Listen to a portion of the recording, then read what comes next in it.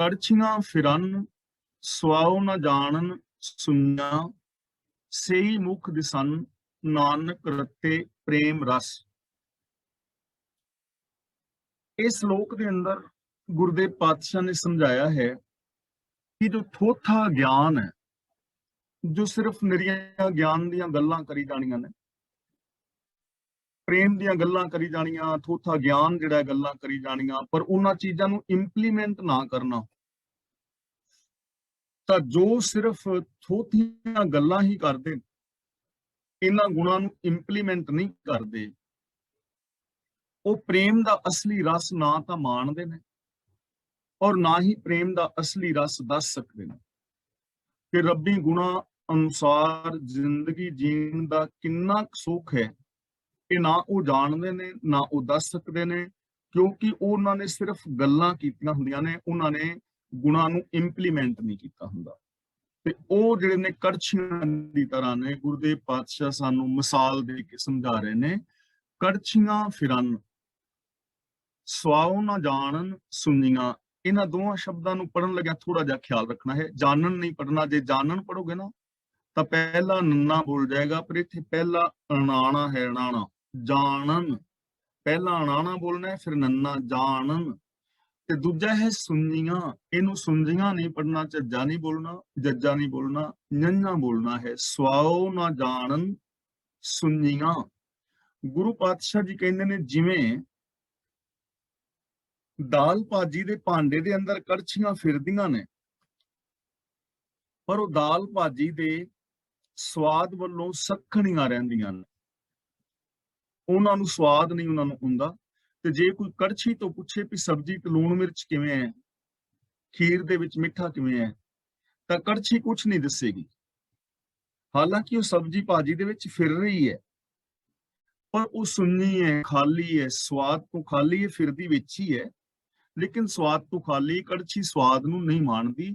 ਸਬਜ਼ੀ ਭਾਜੀ ਦੇ ਅੰਦਰ ਫਿਰਦਿਆਂ ਹੋਇਆਂ ਵੀ ਕੜਛੀ ਸਵਾਦ ਤੋਂ ਸਖਣੀ ਰਹਿੰਦੀ ਹੈ। ਇਹ ਮਿਸਾਲ ਲੈ ਕੇ ਤੇ ਸਾਨੂੰ ਸਮਝਾ ਰਹੇ ਨੇ, ਸਈ ਮੁਖ ਦਿਸਨ ਨਾਨਕ ਰਤੇ ਪ੍ਰੇਮ ਰਸ। ਇਸੇ ਤਰ੍ਹਾਂ ਗੁਰੂ ਪਾਤਸ਼ਾਹ ਜੀ ਕਹਿੰਦੇ ਨੇ, ਦਿਸਨ ਦਾ ਮਤਲਬ ਦਿਸਤੇ ਨੇ, ਸਈ ਮੁਖ ਦਿਸਨ ਦਾ ਮਤਲਬ ਉਹ ਮੂੰਹ ਦਿਸਤੇ ਨੇ, ਸੋਹਣੇ ਲੱਗਦੇ ਨੇ। ਪ੍ਰੇਮ ਰਸ ਦਾ ਮਤਲਬ ਪ੍ਰਭੂ ਦੇ ਪ੍ਰੇਮ ਦੇ ਰਸ ਵਿੱਚ। ਹੇ ਨਾਨਕ, ਉਹ ਮੂੰਹ ਸੋਹਣੇ ਦਿਸਦੇ ਨੇ ਜੋ ਪ੍ਰੇਮ ਦੇ ਸਵਾਦ ਵਿੱਚ ਰੰਗੇ ਗਏ ਨੇ। ਨਿਰੀਆਂ ਗੱਲਾਂ ਕਰਨ ਵਾਲੇ ਕੜਛੀਆਂ ਦੀ ਤਰ੍ਹਾਂ ਖਾਲੀ ਰਹਿ ਜਾਂਦੇ ਨੇ। ਜਿਵੇਂ ਕੜਛੀ ਸਬਜ਼ੀ ਭਾਜੀ ਦੇ ਵਿੱਚ ਹੀ ਫਿਰਦੀ ਹੈ, ਇਸੇ ਤਰ੍ਹਾਂ ਸਾਡੀ ਜ਼ਬਾਨ ਗੱਲਾਂ ਕਰਦੀ ਹੈ, ਗੱਲਾਂ ਸਾਡੀ ਜ਼ਬਾਨ ਤੇ ਜ਼ਬਾਨ ਗੱਲਾਂ ਦੇ ਨਾਲ ਇੱਕਮਿਕ ਹੋਈ ਰਹਿੰਦੀ ਹੈ, ਲੇਕਿਨ ਅੰਦਰ ਪਿਆਰ ਨਹੀਂ ਹੈ, ਅੰਦਰ ਰਸ ਨਹੀਂ ਹੈ। ਉਹਦਾ ਰੀਜ਼ਨ ਕਿ ਉਹਨਾਂ ਗੁਣਾਂ ਦੇ ਉੱਤੇ ਅਮਲ ਨਹੀਂ ਕੀਤਾ, ਗੁਣਾਂ ਨੂੰ ਜ਼ਿੰਦਗੀ ਵਿੱਚ ਇੰਪਲੀਮੈਂਟ ਨਹੀਂ ਕੀਤਾ। ਤੇ ਜੇ ਆਪਣੀ ਜ਼ਿੰਦਗੀ ਉਹਨਾਂ ਗੁਣਾਂ ਮੁਤਾਬਕ ਨਹੀਂ ਬਣਾਈ, ਜੇ ਗੁਰਬਾਣੀ ਦੇ ਦਿੱਤੇ ਵੇ ਉਹ ਫਲਾਂ ਨੂੰ ਫਾਲੋ ਨਹੀਂ ਕੀਤਾ, ਜੇ ਸਤ ਸੰਤੋਖ ਦਇਆ ਧਰਮ ਦੇ ਧਾਰਨੀ ਨਹੀਂ ਹੋਏ, ਤਾਂ ਪ੍ਰੇਮ ਦਾ ਰਸ, ਨਾਮ ਦਾ ਰਸ, ਬਾਣੀ ਦਾ ਰਸ, ਸ਼ੁਭ ਗੁਣਾਂ ਦਾ ਰਸ ਜਾਂ ਸੁੱਖ ਜਿਹੜਾ ਉਹ ਮਿਲੇਗਾ ਨਹੀਂ। ਬੰਦਾ ਸੁਣਨਾ ਹੀ ਰਹੇਗਾ, ਜਿਵੇਂ ਕੜਛੀ ਰਹਿ ਜਾਂਦੀ ਹੈ। ਇਸ ਲਈ ਗੁਰੂ ਜੀ ਇੱਥੇ ਸਾਨੂੰ ਸਮਝਾ ਰਹੇ ਨੇ ਕਿ ਨਿਰੀਆਂ ਗਿਆਨ ਦੀਆਂ ਥੋਥੀਆਂ ਗੱਲਾਂ ਕਰਨ ਦੇ ਨਾਲ ਜ਼ਿੰਦਗੀ ਦੇ ਅੰਦਰ ਸੁੱਖ ਔਰ ਸ਼ਾਂਤੀ ਪੈਦਾ ਨਹੀਂ ਹੁੰਦੀ। ਸੁੱਖ ਔਰ ਸ਼ਾਂਤੀ ਉਦੋਂ ਪੈਦਾ ਹੁੰਦੀ ਹੈ ਜਦੋਂ ਅਸੀਂ ਪ੍ਰਭੂ ਦੇ ਗੁਣਾਂ ਨੂੰ ਆਪਣੇ ਜੀਵਨ ਵਿੱਚ ਇੰਪਲੀਮੈਂਟ ਕਰਦੇ ਹਾਂ, ਨਹੀਂ ਤਾਂ ਬੰਦਾ ਕੜਛੀਆਂ ਦੀ ਤਰ੍ਹਾਂ ਸੁਣਨਾ ਹੀ ਰਹਿ ਜਾਂਦਾ। ਮਹਿਲਾ ਪੰਜਵਾਂ। ਖੋਜੀ ਲੱਧਮ ਖੋਜ ਛੱਡਿਆ ਉਜਾੜ। ਖੋਜੀ ਦਾ ਮਤਲਬ ਖੋਜ ਲੱਭਣ ਵਾਲਾ। ਜਿਹੜੇ ਮੇਰੀ ਉਮਰ ਦੇ ਵੀਰ ਭੈਣਾਂ, ਤੁਸੀਂ ਪਿੰਡਾਂ ਦੇ ਵਿੱਚ ਦੇਖਿਆ ਹੋਵੇਗਾ, ਮੱਝਾਂ ਚੋਰੀ ਹੋ ਜਾਂਦੀਆਂ ਸੀ, ਗਾਵਾਂ ਮੱਝਾਂ ਦੀ ਲੋਕ ਚੋਰੀ ਕਰਦੇ ਸੀ, ਆਮ ਹੁੰਦੀ ਸੀ ਚੋਰੀ। ਘਰਾਂ ਦੇ ਵਿੱਚ ਵੀ ਸੰਨ ਲਾ ਕੇ ਚੋਰ ਸਮਾਨ ਕੱਢ ਕੇ ਲੈ ਜਾਂਦੇ ਸੀ। ਤੇ ਫਿਰ ਉਹਨਾਂ ਨੂੰ ਲੱਭਣ ਵਾਸਤੇ ਨਾ ਕੁਝ ਖੋਜੀ ਬੰਦੇ ਹੁੰਦੇ ਸਨ, ਬੜੇ ਸਿਆਣੇ। ਜਦੋਂ ਚੋਰ ਨੇ ਕੋਈ ਚੋਰੀ ਕਰਕੇ ਜਾਣਾ ਨਾ, ਤਾਂ ਜਿਹੜੇ ਘਰ ਵਾਲੇ ਬੰਦੇ ਸਨ, ਇੱਕ ਤਸਲਾ ਦਾਬੜਾ ਲੈ ਕੇ ਉਹਦੇ ਪੈਰ ਦੇ ਨਿਸ਼ਾਨ ਉੱਤੇ ਮੂਧਾ ਮਾਰ ਦਿੰਦੇ ਸਨ ਕਿ ਉਹ ਨਿਸ਼ਾਨ ਮਿਟ ਨਾ ਜਾਏ। ਤੇ ਫਿਰ ਕੋਈ ਖੋਜੀ ਲੱਭਿਆ ਜਾਂਦਾ ਸੀ। ਪਿੰਡਾਂ ਦੇ ਵਿੱਚ ਖੋਜੀ ਹੁੰਦੇ ਸਨ ਜਿਹੜੇ ਖੁਰਾ ਲੱਭਦੇ ਸਨ। ਖੁਰਾ ਨੂੰ ਲੱਭਦਿਆਂ ਚੋਰ ਦੇ ਘਰ ਤੱਕ ਪਹੁੰਚ ਜਾਂਦੇ ਸਨ ਕਿ ਚੋਰ ਇਸ ਪਿੰਡ ਤੱਕ ਪਹੁੰਚਿਆ ਹੈ। ਉਹ ਖੋਜ ਖੁਰਾ ਲੱਭਣ ਵਾਲੇ ਨੂੰ ਕਹਿੰਦੇ ਨੇ ਖੋਜੀ। ਖੋਜੀ ਲੱਧਮ, ਖੋਜ, ਖੋਜ ਦਾ ਮਤਲਬ ਖੁਰਾ। ਖੋਜ ਲੱਭਣ ਵਾਲੇ ਗੁਰੂ ਦੀ ਰਾਹੀਂ ਮੈਂ ਖੋਜ ਲੱਭ ਲਿਆ, ਖੁਰਾ ਲੱਭ ਲਿਆ। ਕਿਹਦਾ? ਛੱਡਿਆ ਉਜਾੜ। ਛੱਡਿਆ ਉਜਾੜ ਦਾ ਮਤਲਬ ਉਲਾੜ ਛੱਡੀ। ਜਿਨਨੇ ਮੇਰੇ ਜੀਵਨ ਦੀ ਫਸਲ ਨੂੰ, ਖੇਤੀ ਨੂੰ ਉਜਾੜ ਛੱਡਿਆ ਨਾ, ਮੈਂ ਉਸ ਚੋਰ ਦਾ ਖੋਜ ਲੱਭ ਲਿਆ ਹੈ ਗੁਰੂ ਦੇ ਰਾਹੀਂ, ਜਿਨਨੇ ਮੇਰੇ ਜੀਵਨ ਦੀ ਖੇਤੀ ਉਜਾੜੀ ਹੈ। ਤੇ ਜੀਵਨ ਦੀ ਖੇਤੀ ਕਿੰਨੇ ਉਜਾੜੀ ਹੈ? ਮੇਰਾ ਆਤਮਿਕ ਜੀਵਨ ਕਿੰਨਾ ਨੇ ਬਰਬਾਦ ਕੀਤਾ ਹੈ? ਕਾਮ, ਕ੍ਰੋਧ, ਲੋਭ, ਮੋਹ ਆਦਿਕ ਨੇ, ਇਹਨਾਂ ਵਿਕਾਰਾਂ ਨੇ, ਮੇਰੀ ਮਾੜੀ ਬਿਰਤੀ ਨੇ, ਮੇਰੀ ਮਾੜੀ ਸੋਚ ਨੇ। ਤਾਂ ਗੁਰੂ ਪਾਤਸ਼ਾਹ ਜੀ ਕਹਿੰਦੇ ਨੇ ਜਿਨ੍ਹਾਂ ਕਾਮ ਆਦਿਕਾਂ ਨੇ ਮੇਰੇ ਜੀਵਨ ਦੀ ਖੇਤੀ ਉਜਾੜ ਦਿੱਤੀ ਸੀ, ਜਿਨ੍ਹਾਂ ਨੇ ਮੇਰਾ ਆਤਮਿਕ ਜੀਵਨ ਬਰਬਾਦ ਕਰ ਦਿੱਤਾ ਹੈ, ਉਸ ਖੋਜ ਉਹਨਾਂ ਦਾ ਲੱਭਣ ਵਾਲੇ ਗੁਰੂ ਦੀ ਰਾਹੀਂ ਮੈਂ ਉਹਨਾਂ ਦਾ ਖੋਜ ਲੱਭ ਲਿਆ। ਭਾਵ ਕਿ ਮੈਨੂੰ ਇਹ ਜਾਣਕਾਰੀ ਮਿਲ ਗਈ ਹੈ, ਮੈਨੂੰ ਇਹ ਸਮਝ ਆ ਗਈ ਹੈ, ਗੁਰੂ ਤੋਂ ਮੈਨੂੰ ਇਸ ਗੱਲ ਦਾ ਪਤਾ ਲੱਗ ਗਿਆ ਹੈ, ਵਿਸ਼ਵਾਸ ਹੋ ਗਿਆ ਹੈ ਕਿ ਇਹ ਜੋ ਕਾਮ, ਕ੍ਰੋਧ, ਲੋਭ ਆਦਿਕ ਮਾੜੀਆਂ ਬਿਰਤੀਆਂ ਨੇ, ਆਤਮਿਕ ਜੀਵਨ ਨੂੰ ਇਹ ਤਬਾਹ ਕਰ ਦਿੰਦੇ ਨੇ। ਤੇ ਜਦੋਂ ਇਸ ਚੀਜ਼ ਦਾ ਪਤਾ ਲੱਗਾ, ਤੈਂ ਸ਼ਹੁ ਦਿੱਤੀ ਵਾੜ, ਨਾਨਕ ਖੇਤ ਨਾ ਛਿਜਈ। ਛਿਜਈ ਦਾ ਮਤਲਬ ਨਾਸ ਨਹੀਂ ਹੁੰਦਾ, ਉਜੜਦਾ ਨਹੀਂ। ਸਹੁ ਦਾ ਮਤਲਬ ਰੱਬ ਨੇ। ਇਹ ਪ੍ਰਭੂ ਗੁਰੂ ਦੇ ਜਰੀਏ ਫਿਰ ਮੈਂ ਤੇਰੇ ਚਰਨਾਂ ਦੀ ਸ਼ਰਨ ਵਿੱਚ ਆਇਆ ਤੇ ਤੂੰ ਮੇਰੀ ਇਸ ਜੀਵਨ ਖੇਤੀ ਨੂੰ ਵਾੜ ਦੇ ਦਿੱਤੀ। ਗੁਰੂ ਦੀ ਸਹਾਇਤਾ ਦੀ ਵਾੜ ਜਾਂ ਤੇਰੇ ਗੁਣਾਂ ਦੀ ਵਾੜ ਮੈਨੂੰ ਮਿਲ ਗਈ, ਜਿਹਦੇ ਕਰਕੇ ਹੁਣ ਮੇਰਾ ਇਹ ਖੇਤ ਉਜੜਦਾ ਨਹੀਂ। ਜਿਵੇਂ ਖੇਤੀ ਦੇ ਚਫੇਰੇ ਵਾੜ ਲਾਈ ਦੀ ਸੀ ਨਾ, ਮਲੇ ਕੰਡੇ ਕਿਕਰਾਂ ਦੇ ਵੱਢ ਕੇ, ਮਲੇ ਵੱਢ ਕੇ ਚਫੇਰੇ ਵਾੜ ਲਾ ਦਿੱਤੀ ਸੀ। ਤੇ ਉਸ ਵਾੜ ਦੇ ਨਾਲ ਜਿਹੜੇ ਬਾਹਰ ਦੇ ਜਾਨਵਰ ਨੇ, ਪਸ਼ੂ ਆਦਿਕ, ਉਹ ਖੇਤ ਵਿੱਚ ਨਹੀਂ ਸਨ ਵੜਦੇ ਤੇ ਖੇਤ ਬਚ ਜਾਂਦਾ ਸੀ। ਜਿਵੇਂ ਲੋਕ ਤਾਰਾਂ ਵਗੈਰਾ ਲਾ ਦਿੰਦੇ ਨੇ। ਹੁਣ ਮੇਰੇ ਜੀਵਨ ਦੇ ਅੰਦਰ ਕਾਮ, ਕ੍ਰੋਧ ਆਦਿਕ ਪ੍ਰਵੇਸ਼ ਨਹੀਂ ਕਰਦੇ, ਕਿਉਂਕਿ ਗੁਰੂ ਦੀ ਵਿਚਾਰਧਾਰਾ ਦੀ ਵਾੜ ਲੱਗ ਗਈ ਹੈ। ਗੁਰੂ ਦੇ ਦਿੱਤੇ ਵੇ ਆਫ ਲਾਈਫ ਨੂੰ ਮੈਂ ਅਪਣਾ ਲਿਆ। ਰੱਬੀ ਗੁਣਾਂ ਦੀ ਵਾੜ ਹੈ। ਸਤ, ਸੰਤੋਖ, ਦਇਆ, ਧਰਮ, ਧੀਰਜ ਆਦਿਕ ਮੇਰੀ ਸੋਚ ਦੇ ਅੰਦਰ ਨੇ ਤੇ ਇਹਨਾਂ ਗੁਣਾਂ ਕਰਕੇ ਹੁਣ ਇਹ ਕਾਮ ਆਦਿਕ ਮੇਰੇ ਜੀਵਨ ਦੀ ਫਸਲ ਨੂੰ ਨਹੀਂ ਉਜਾੜਦੇ। ਮੇਰੀ ਖੇਤੀ ਹੁਣ ਉਜੜਨ ਤੋਂ ਬਚ ਗਈ ਹੈ। ਤਾਂ ਇਥੋਂ ਸਾਨੂੰ ਸਿੱਖਿਆ ਮਿਲ ਰਹੀ ਹੈ ਕਿ ਕਾਮ, ਕ੍ਰੋਧ, ਵਿਕਾਰ ਜਿੰਨੇ ਵੀ ਨੇ, ਇਹ ਸਾਡੇ ਆਤਮਿਕ ਜੀਵਨ ਦੀ ਤਬਾਹੀ ਦਾ ਕਾਰਨ ਬਣਦੇ ਨੇ। ਜੇ ਕੋਈ ਇਸ ਤਬਾਹੀ ਤੋਂ ਬਚਣਾ ਚਾਹੁੰਦਾ ਹੈ ਤਾਂ ਉਹਦੇ ਵਾਸਤੇ ਮੈਥਡ ਹੈ ਕਿ ਉਹ ਗੁਰੂ ਦੇ ਚਰਨਾਂ ਦੀ ਸ਼ਰਨ ਲਵੇ, ਗੁਰਬਾਣੀ ਮੁਤਾਬਕ ਜ਼ਿੰਦਗੀ ਜੀਵੇ। ਜਦ ਉਹ ਗੁਰਬਾਣੀ ਮੁਤਾਬਕ ਜ਼ਿੰਦਗੀ ਜੀਵੇਗਾ, ਉਹਦੇ ਸੋਚ ਦੇ ਅੰਦਰ ਸ਼ੁਭ ਗੁਣ ਆ ਜਾਣਗੇ, ਸੱਚਾਈ ਆ ਜਾਏਗੀ।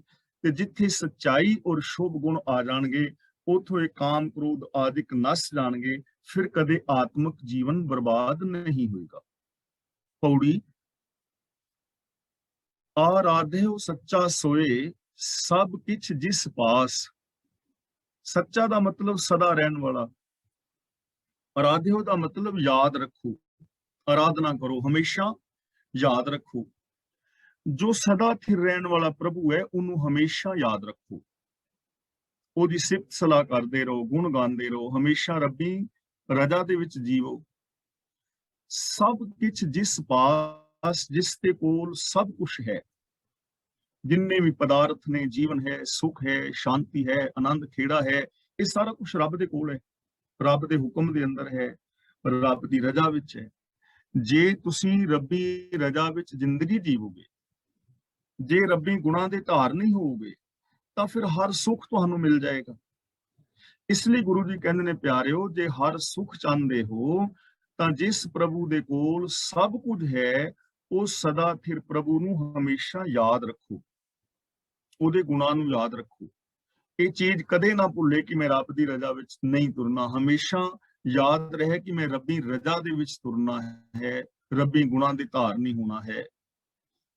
ਦੋਹਾਂ ਸਿਰਿਆਂ ਖਸਮ ਆਪ, ਇੱਥੇ ਵਿਸ਼ਰਾਮ ਲਾਵਾਂਗੇ। ਦੋਹਾਂ ਸਿਰਿਆਂ ਖਸਮ ਆਪ, ਖਿੰਮਹਿ ਕਰੇ ਰਾਸ। ਦੋ ਸਿਰੇ ਨੇ ਸਾਡੀ ਜ਼ਿੰਦਗੀ ਦੇ, ਸਾਡੇ ਜੀਵਨ ਦੇ ਦੋ ਸਿਰੇ ਨੇ। ਕਿਹੜੇ? ਇੱਕ ਜਨਮ, ਇੱਕ ਸਿਰਾ ਸਾਡਾ ਜਨਮ ਜਿੱਥੋਂ ਸਾਡੀ ਜ਼ਿੰਦਗੀ ਸ਼ੁਰੂ ਹੋਈ, ਤੇ ਦੂਜਾ ਸਿਰਾ ਮੌਤ, ਜਿਸ ਦਿਨ ਅਸਾਂ ਖਤਮ ਹੋਣਾ ਹੈ। ਜਨਮ ਤੋਂ ਲੈ ਕੇ ਮੌਤ ਦੇ ਦਰਮਿਆਨ ਜੋ ਸਮਾਂ ਸਾਨੂੰ ਮਿਲਦਾ ਹੈ ਉਹਨੂੰ ਕਹਿੰਦੇ ਨੇ ਜੀਵਨ। ਤੇ ਜੀਵਨ ਦੇ ਦੋ ਸਿਰੇ ਨੇ, ਜਨਮ ਤੋਂ ਇਹ ਜੀਵਨ ਸ਼ੁਰੂ ਹੁੰਦਾ ਹੈ ਤੇ ਮੌਤ ਤੇ ਜਾ ਕੇ ਮੁੱਕ ਜਾਂਦਾ ਹੈ। ਖਸਮ ਦਾ ਮਤਲਬ ਮਾਲਕ। ਤਾਂ ਜੋ ਪ੍ਰਭੂ ਹੈ ਜੀਵਨ ਔਰ ਮੌਤ ਦਾ ਮਾਲਕ ਹੈ, ਯਾਨੀ ਜਨਮ ਵੀ ਔਰ ਮੌਤ ਵੀ ਇਹ ਰੱਬੀ ਰਜ਼ਾ ਦੇ ਵਿੱਚ ਨੇ, ਹੁਕਮ ਦੇ ਅੰਦਰ ਨੇ, ਹੁਕਮ ਤੋਂ ਬਾਹਰ ਨਹੀਂ ਹਨ। ਹੁਕਮ ਤੋਂ ਬਾਹਰ ਨਾ ਜਨਮ ਹੈ, ਹੁਕਮ ਤੋਂ ਬਾਹਰ ਨਾ ਮੌਤ ਹੈ। ਜਨਮ ਵੀ ਹੁਕਮ ਵਿੱਚ ਹੈ ਔਰ ਮੌਤ ਵੀ ਹੁਕਮ ਵਿੱਚ ਹੈ। ਇਸ ਲਈ ਇਹ ਜਨਮ ਔਰ ਮਰਨ ਸਾਰਾ ਕੁਝ ਪ੍ਰਭੂ ਦੇ ਹੁਕਮ ਵਿੱਚ ਹੈ। ਖਿਨਮਹਿ ਕਰੇ ਰਾਸ। ਹੁਣ ਜਿਹਦੇ ਹੱਥ ਦੇ ਅੰਦਰ ਇਹ ਦੋਵੇਂ ਸਿਰੇ ਨੇ, ਦੋਵੇਂ ਸਿਰੇ ਦਾ ਮਤਲਬ ਪੂਰਾ ਜੀਵਨ ਜਿਹਦੇ ਵਸ ਵਿੱਚ ਹੈ। ਖਿਨਮਹਿ ਕਰੇ ਰਾਸ, ਜੇ ਉਹਦੇ ਚਰਨਾਂ ਦੀ ਸ਼ਰਨ ਲਈ ਜਾਏ ਤਾਂ ਇੱਕ ਪਲ ਦੇ ਅੰਦਰ ਹੀ ਉਹ ਸਾਡੇ ਕਾਰਜ ਰਾਸ ਕਰ ਦਿੰਦਾ ਹੈ, ਜੀਵਨ ਨੂੰ ਰਾਸ ਕਰ ਦਿੰਦਾ ਹੈ। ਰਾਸ ਦਾ ਮਤਲਬ ਸਵਾਰ ਦਿੰਦਾ ਹੈ, ਇੱਕ ਪਲ ਵਿੱਚ ਹੀ ਜੀਵਨ ਨੂੰ ਸੰਵਾਰ ਦਿੰਦਾ ਹੈ। ਔਰ ਯਾਦ ਰੱਖਣ ਵਾਲੀ ਗੱਲ ਔਰ ਸਮਝਣ ਵਾਲੀ ਗੱਲ ਹੈ ਕਿ ਹਕੀਕਤ ਹੈ ਜੀਵਨ ਇੱਕ ਪਲ ਵਿੱਚ ਹੀ ਬਦਲ ਜਾਂਦਾ ਹੈ, ਬਹੁਤਾ ਸਮਾਂ ਨਹੀਂ ਲੱਗਦਾ। ਅਸੀਂ ਦੇਖਦੇ ਹਾਂ ਹੁਣ ਸ਼ੇਖ ਸੱਜਣ ਹੈ, ਕਿੰਨਾ ਵਿਗੜਿਆ ਹੋਇਆ ਬੰਦਾ ਹੈ, ਚੋਰੀਆਂ ਵੀ ਕਰਦਾ ਹੈ, ਕਰਾਂਦਾ ਵੀ ਇਹ, ਡਾਕੇ ਮਾਰਦਾ ਹੈ। ਜਿਹੜੇ ਮੁਸਾਫਰ ਆਉਂਦੇ ਜਾਂਦੇ ਨੇ ਉਹਨਾਂ ਦੇ ਰਹਿਣ ਵਾਸਤੇ ਰਾਸਤੇ ਵਿੱਚ ਧਰਮਸ਼ਾਲਾ ਆਦਿਕ ਬਣਾਈ ਹੋਈ ਹੈ, ਪਰ ਜਿਹੜਾ ਉਹਦੀ ਧਰਮਸ਼ਾਲਾ ਵਿੱਚ ਚਲਾ ਜਾਂਦਾ ਹੈ ਉਹਨੂੰ ਲੁੱਟ ਲੈਂਦਾ ਹੈ, ਕਤਲ ਕਰ ਦਿੰਦਾ ਹੈ, ਲਾਸ਼ਾਂ ਖੁਰਦ-ਬੁਰਦ ਕਰ ਦਿੰਦਾ ਹੈ। ਕਤਲਗਾਹ ਇੱਕ ਲੁੱਟ ਦੀ ਜਗ੍ਹਾ ਬਣੀ ਹੋਈ ਹੈ। ਗੁਰੂ ਨਾਨਕ ਪਾਤਸ਼ਾਹ ਜੀ ਮਹਾਰਾਜ ਨੂੰ ਲੋਕ ਰੋਕ ਰਹੇ ਨੇ ਕਿ ਪਾਤਸ਼ਾਹ ਜੀ ਉਸ ਪਾਸੇ ਨਾ ਜਾਓ, ਬੜਾ ਵੱਡਾ ਠੱਗ, ਚੋਰ, ਲੁਟੇਰਾ ਉੱਥੇ ਹੈ, ਲੋਕਾਂ ਨੂੰ ਕਤਲ ਕਰਦਾ ਹੈ, ਜੋ ਕੁਛ ਹੈ ਲੁੱਟ ਲਏਗਾ। ਪਰ ਗੁਰੂ ਜੀ ਤੇ ਆਏ ਹੀ ਐਸੇ ਲੋਕਾਂ ਨੂੰ ਸੁਧਾਰਨ ਲਈ ਨੇ, ਉੱਥੇ ਗਏ ਨੇ ਤੇ ਉੱਥੇ ਗੁਰੂ ਪਾਤਸ਼ਾਹ ਜੀ ਨੇ ਬਾਣੀ ਉਚਾਰਨ ਕੀਤੀ ਹੈ, ਸ਼ੇਖ ਸੱਜਣ ਨੂੰ ਸਮਝਾਇਆ ਹੈ, ਉਹਦੀ ਸਮਝ ਦੇ ਅੰਦਰ ਗੁਰੂ ਦੇ ਬਚਨ ਬੈਠੇ ਨੇ ਤੇ ਪਿਛਲੇ ਗੁਨਾਹਾਂ ਦੀ ਉਹਨੇ ਮੁਆਫੀ ਮੰਗੀ ਹੈ ਤੇ ਅੱਗੇ ਤੋਂ ਜੀਵਨ ਸਹੀ ਕੀਤਾ ਹੈ। ਇੱਕ ਪਲ ਹੀ ਲੱਗਾ ਨਾ, ਜਿਹੜਾ ਚੋਰ ਲੁਟੇਰਾ ਸੀ ਉਹ ਇੱਕ ਪਲ ਦੇ ਵਿੱਚ ਹੀ ਭਾਈ ਬਣ ਗਿਆ ਤੇ ਜਿਹੜਾ ਕਤਲਗਾਹ ਸੀ ਉਹ ਇੱਕ ਪਲ ਦੇ ਅੰਦਰ ਹੀ ਧਰਮ ਅਸਥਾਨ, ਧਰਮਸ਼ਾਲਾ, ਗੁਰਦੁਆਰਾ ਹੋ ਨਿਬੜਿਆ। ਤਾਂ ਜਦੋਂ ਕੋਈ ਪ੍ਰਭੂ ਦੇ ਚਰਨਾਂ ਦੀ ਸ਼ਰਨ ਲੈਂਦਾ ਹੈ ਤਾਂ ਪ੍ਰਭੂ ਇਸ ਜੀਵਨ ਨੂੰ ਇੱਕ ਪਲ ਦੇ ਅੰਦਰ ਹੀ ਰਾਸ ਕਰ ਦਿੰਦਾ ਹੈ। ਇਸ ਲਈ ਸਾਨੂੰ ਵੀ ਪ੍ਰਭੂ ਦੇ ਚਰਨਾਂ ਦੀ ਸ਼ਰਨ ਲੈਣੀ ਚਾਹੀਦੀ ਹੈ, ਭਾਵ ਸੱਚ ਦੇ ਨਾਲ ਜੁੜਨਾ ਚਾਹੀਦਾ ਹੈ। ਜਦੋਂ ਵੀ ਕੋਈ ਸੱਚ ਨਾਲ ਜੁੜ ਜਾਂਦਾ ਹੈ ਉਦੋਂ ਹੀ ਉਸ ਦਾ ਜੀਵਨ ਸਫਲਤਾ ਦੇ ਰਾਹਾਂ ਵੱਲ ਵੱਧ ਜਾਂਦਾ ਹੈ। ਤਿਆਗੋ ਸਗਲ ਉਪਾਵ ਤਿਸ ਕੀ ਓਟ ਗਹੋ। ਬਾਕੀ ਸਾਰੇ ਉਪਾਵ ਦਾ ਮਤਲਬ ਹੀਲੇ ਵਸੀਲੇ ਛੱਡ ਦਿਓ, ਪ੍ਰਭੂ ਦੀ ਓਟ ਲਓ। ਗਹੋ ਦਾ ਮਤਲਬ ਲਓ, ਪ੍ਰਭੂ ਦਾ ਆਸਰਾ ਲਓ, ਬਾਕੀ ਸਾਰੇ ਹੀਲੇ ਵਸੀਲੇ ਛੱਡ ਦਿਓ। ਬਾਕੀ ਹੀਲੇ ਵਸੀਲੇ ਦਾ ਮਤਲਬ ਇਹ ਨਹੀਂ ਕਿ ਦੁਕਾਨ ਕਰਨੀ ਛੱਡ ਦਿਓ, ਖੇਤੀਬਾੜੀ ਛੱਡ ਦਿਓ ਜਾਂ ਕੰਮ ਕਰਨਾ ਛੱਡ ਦਿਓ, ਇਹ ਨਹੀਂ। ਹੀਲੇ ਵਸੀਲੇ ਆਤਮਿਕ ਜੀਵਨ ਨੂੰ ਬਚਾਉਣ ਵਾਲੇ ਜਿੰਨੇ ਵੀ ਵਰਤ ਨੇ, ਨਰਾਤੇ ਨੇ, ਸਰਾਧ ਨੇ, ਵਿਖਾਵੇ ਦੇ ਪੂਜਾ ਪਾਠ ਨੇ, ਮਾਲਾ ਫੇਰਨੀਆਂ ਨੇ, ਤਿਆਗ ਹੈ, ਹੋਰ ਕਿੰਨਾ ਕੁਛ ਲੋਕ ਕਰ ਰਹੇ ਨੇ, ਇਹ ਸਭ ਹੀਲੇ ਵਸੀਲੇ ਛੱਡ ਦਿਓ। ਇਹਨਾਂ ਹੀਲਿਆਂ ਵਸੀਲਿਆਂ ਨਾਲ ਕੋਈ ਸੁੱਖ ਨਹੀਂ ਮਿਲਦਾ, ਮੁਕਤੀ ਨਹੀਂ ਮਿਲਦੀ, ਆਤਮਿਕ ਆਨੰਦ ਨਹੀਂ ਮਿਲਦਾ। ਪ੍ਰਭੂ ਦੀ ਰਜ਼ਾ ਵਿੱਚ ਤੁਰੋ, ਪ੍ਰਭੂ ਦੇ ਗੁਣਾਂ ਦਾ ਆਸਰਾ ਲਓ, ਸੱਚ ਨੂੰ ਆਪਣੇ ਜੀਵਨ ਦਾ ਆਸਰਾ ਬਣਾਓ, ਦਇਆ ਧਰਮ ਨੂੰ ਆਪਣੀ ਜ਼ਿੰਦਗੀ ਦਾ ਆਸਰਾ ਬਣਾਓ। ਬਾਕੀ ਸਾਰੇ ਕਰਮ ਕਾਂਡਾਂ ਨੂੰ ਛੱਡ ਦਿਓ, ਵਿਕਾਰਾਂ ਪਾਪਾਂ ਨੂੰ ਛੱਡ ਦਿਓ, ਰੱਬੀ ਗੁਣਾਂ ਨੂੰ ਆਪਣੇ ਜੀਵਨ ਦਾ ਸਹਾਰਾ ਬਣਾਓ। ਪਉ ਸਰਣਾਈ ਭੱਜ ਸੁਖੀ ਹੂੰ ਸੁਖ ਲਹੋ। ਇਹਨੂੰ ਭੱਜ ਨਹੀਂ ਪੜਨਾ, ਪੋਲਾ ਨਹੀਂ ਬੋਲਣਾ, ਭੱਜ, ਭੱਜ। ਭੱਜ ਦਾ ਮਤਲਬ ਭੱਜਣਾ, ਤੇ ਭੱਜ ਦੇ ਜੱਜੇ ਨਾਲ ਸਿਹਾਰੀ ਆਉਣ ਕਰਕੇ ਅਰਥ ਬਣ ਗਿਆ ਹੈ ਭੱਜ ਕੇ, ਦੌੜ ਕੇ। ਪਉ ਸਰਣਾਈ ਭੱਜ, ਯਾਨੀ ਦੌੜ ਕੇ ਪ੍ਰਭੂ ਦੇ ਚਰਨਾਂ ਦੀ ਸ਼ਰਨ ਪੈ ਜਾ। ਹੌਲੀ ਹੌਲੀ ਕਿਉਂ ਨਹੀਂ, ਦੌੜ ਕੇ ਕਿਉਂ? मतलब जल्दी, हुणे ही, देर ना कर। जिन्नी भी जल्दी हुंदा है रब दी शरण लै, पौ शरनाई भज, भज के प्रभु दी शरण फड़ लै, प्रभु दे चरनां विच चला जा, मन दी मत त्याग दे। ते ओदे नाल की होएगा, सुखी हूं सुख लहो। सुखी हूं सुख दा मतलब सुख ही सुख, सब तो वड्डा सुख, सारियां सुखां दा सार, तां तैनूं सारे सुख मिल जाणगे। तेरे जीवन के अंदर सुखों का सार आ जाएगा, तत् आ जाएगा, आत्मिक जीवन मिल जाएगा, आत्मिक आनंद मिल जाएगा। तेरे जीवन में खुशियां ही खुशियां आ जाणगियां जे तू भज के प्रभु की शरण लै लवें। आ कर्म कांडां नूं छड्ड दे। कर्म धर्म तत् ज्ञान संतां संग होए। संतां संग का मतलब जो रब दे प्यारे ने, सत्संगी ने, जो सचियार ने, जिहड़े सच्ची जिंदगी जी रहे ने, जिन्हां ने आत्मिक जीवन हासिल कर लिया है, जिन्हां ने अपने मन की मत त्याग दी है, जो प्रभु के चरणों की शरण विच पै गए ने, उन्हां दी संगत कर।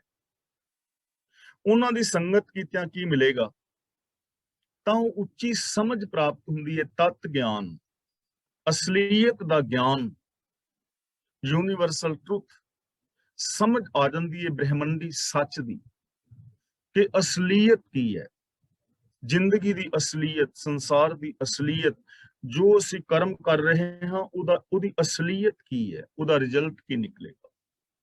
तां कॉमन सेंस मिल जाएगी, विवेक बुद्ध मिल जाएगी। ते ये विवेक बुद्ध दा मिल जाना ही सारे कर्म धर्म ने, कर्मा धर्मां दा निचोड़ है।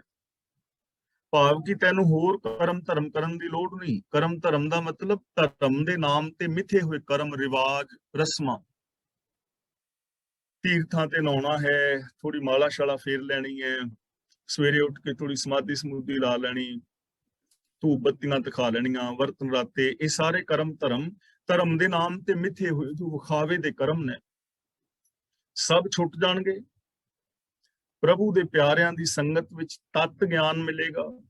ਜ਼ਿੰਦਗੀ ਦੀ ਅਸਲੀਅਤ ਨੂੰ ਸਮਝਣ ਵਾਲੀ ਵਿਵੇਕ ਬੁੱਧ ਮਿਲ ਜਾਂਦੀ ਹੈ ਜੇ ਕੋਈ ਪ੍ਰਭੂ ਪਿਆਰਿਆਂ ਦੀ ਸੰਗਤ ਕਰੇ। ਜਪੀਏ ਅੰਮ੍ਰਿਤ ਨਾਮ ਵਿਘਨ ਨਾ ਲੱਗੇ ਕੋਏ। ਅੰਮ੍ਰਿਤ ਦਾ ਮਤਲਬ ਆਤਮਿਕ ਜੀਵਨ ਦੇਣ ਵਾਲਾ। ਨਾਮ ਦਾ ਮਤਲਬ ਜਦੋਂ ਤੁਸੀਂ ਬੋਲੋਗੇ ਤੇ ਮੈਨੂੰ ਸਮਝ ਆ ਜਾਏਗੀ ਤੁਸੀਂ ਬੋਲ ਰਹੇ ਹੋ। ਨਾਮ ਦਾ ਮਤਲਬ ਹੁਕਮ, रजा, भाना। जपीए का मतलब जानिए, जप का मतलब हुंदा है जानना, जानिए, जानिए का मतलब सांझ पाइए। जे आत्मिक देवन वाले प्रभु दे हुक्म दे नाल सांझ पा लईए, हुक्म नूं जान लईए, हुक्म नूं समझ लईए और हुक्म मुताबिक जिंदगी जीवीए, फिर की होएगा, विघन ना लगे कोई, जिंदगी च कोई विघन नहीं लगेगा, रुकावट नहीं आएगी। आत्मिक जीवन के अंदर फिर कोई रुकावट नहीं आएगी। फिर तुहानू सकारात्मक होने तो कोई रोक नहीं पाएगा, फिर चढ़दी कला विच रहन तो तुहानू रोक नहीं पाएगा, फिर रब दे नाल मिलन तो तुहानू कोई रोक नहीं पाएगा, फिर कोई विघन नहीं लगेगा। तुहाडे आत्मिक जीवन विच आनंद, खुशियां, खेड़े, प्रसन्नता बन जाणगियां जेकर प्रभु दे आत्मिक जीवन देन वाले हुक्म दे नाल सांझ पा ली जाए। गुरबाणी सानू बार बार प्रेरदी है, हुक्म रजाई चलना, तन मन धन सब सौंप गुर को, हुक्म मन्ने पाई है।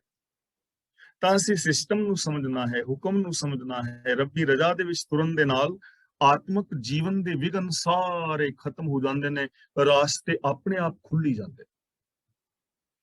जिसनों आप दयाल तिस मन वुठिया। वुठिया दा मतलब वस पैंदा है, वसदा है, आन के वस जांदा है, टिक जांदा है। जिस मनुख ते प्रभु आप मेहरबान होवे, ओदे मन दे अंदर प्रभु आप आन के वस जांदा। देखो ये चीज थोड़ी जी समझण वाली है। ਅਸੀਂ रोज कहते हैं सब में जोत जोत है सोए, हुण रब वसिया ते होया ही अंदर, लेकिन ਅਸੀਂ ਉਹਨੂੰ ਵੇਖ नहीं पा रहे, ਅਸੀਂ ਉਹਨੂੰ समझ नहीं पा रहे। जिथे रब होएगा उत्थे रब्बी गुण होणगे, फिर वो रब आके वस जाएगा दा मतलब साडी सुरत दे अंदर, साडी सोच दे अंदर रब्बी गुण वस जाणगे, सोच विच रब वस जाएगा। ਹੁਣ ਸੋਚ ਵਿੱਚ ਨਹੀਂ ਹੈ, ਜ਼ਬਾਨ ਤੇ ਹੈ, ਜ਼ਬਾਨ ਦੇ ਨਾਲ ਤੇ ਆਮ ਬੰਦਾ ਰੱਬ ਦੀ ਗੱਲ ਕਰ ਰਿਹਾ ਹੈ, ਧਰਮ ਦੀ ਗੱਲ ਕਰ ਰਿਹਾ ਹੈ, ਸੱਚ ਦੀ ਗੱਲ ਕਰ ਰਿਹਾ ਹੈ ਕਿ ਸੱਚ ਬੋਲਣਾ ਚਾਹੀਦਾ ਹੈ, ਰਿਸ਼ਵਤ ਲੈਣੀ ਮਾੜੀ ਹੈ, ਪਾਪ ਅਪਰਾਧ ਨਹੀਂ ਕਰਨੇ ਚਾਹੀਦੇ, ਨਸ਼ੇ ਨਹੀਂ ਹੋਣੇ ਚਾਹੀਦੇ, ਇਹ ਸਭ ਚੀਜ਼ਾਂ ਖਤਮ ਹੋਣੀਆਂ ਚਾਹੀਦੀਆਂ ਨੇ, ਦਾਜ ਦਹੇਜ ਮੁੱਕਣਾ ਚਾਹੀਦਾ ਹੈ, ਘਰਾਂ ਵਿੱਚ ਸ਼ਾਂਤੀ ਹੋਣੀ ਚਾਹੀਦੀ, ਗੱਲਾਂ ਤੇ ਸਾਰੇ ਕਰ ਰਹੇ ਨੇ, ਪਰ ਇਹ ਚੀਜ਼ਾਂ ਸੋਚ ਵਿੱਚ ਨਹੀਂ ਹੈ ਨਾ, ਜ਼ਬਾਨ ਤੇ ਨੇ, ਸੋਚ ਵਿੱਚ ਨਹੀਂ। ਜੇ ਸੋਚ ਵਿੱਚ ਵਸੀਆਂ ਹੁੰਦੀਆਂ ਤਾਂ ਫਿਰ ਸਾਡੇ ਬਿਹੇਵੀਅਰ ਵਿੱਚ ਵੀ ਆ ਜਾਣੀਆਂ ਸੀ, ਜ਼ਬਾਨ ਵਿੱਚ ਵੀ ਆਣੀਆਂ ਸੀ, ਬਿਹੇਵੀਅਰ ਵਿੱਚ ਵੀ ਆ ਜਾਣੀਆਂ ਸੀ।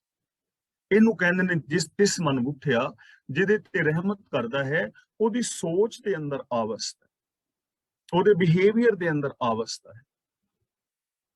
ਪਾਈਨ ਸਭ ਨਿਧਾਨ ਸਾਹਿਬ ਟੁੱਠਿਆ, ਟੁੱਠਿਆਂ ਦਾ ਮਤਲਬ ਮਿਹਰਬਾਨ ਹੋਣ ਦੇ ਨਾਲ।